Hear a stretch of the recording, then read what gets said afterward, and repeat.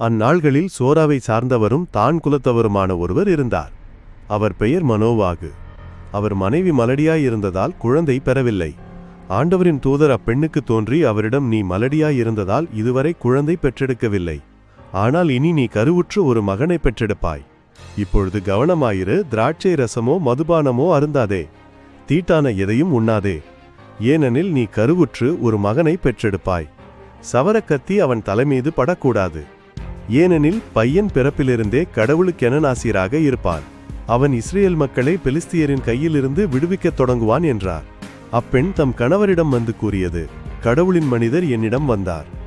அவரது தோற்றம் கடவுளின் தூதரின் தோற்றம் போல் பெரிதும் அச்சத்திற்குரியதாக இருந்தது.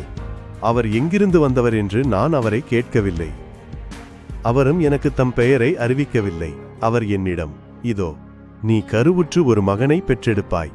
ஆகவே நீ திராட்சை ரசமோ மதுபானமோ அருந்தாதே, தீட்டான எதையும் உண்ணாதே. ஏனெனில் பையன் பிறந்த நாள் முதல் இறக்கும் நாள் வரை கடவுளுக்கென நாசீராக இருப்பான் என்றார். அப்பெண் ஒரு மகனை பெற்றெடுத்து அவனுக்கு சிம்சோன் என பெயரிட்டார். பையன் வளர்ந்து பெரியவனானான். ஆண்டவர் அவனுக்கு ஆசி வழங்கினார்.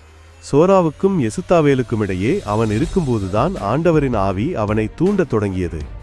ஆண்டவரின் அருள்வாக்கு. முழு தியானத்திற்கு விளக்கத்தில் உள்ள இணைப்பை பார்க்கவும். லைக் செய்ய, சப்ஸ்கிரைப் செய்ய மற்றும் பகிர மறக்காதீர்கள். கடவுள் உங்களை ஆசீர்வதிப்பாராக.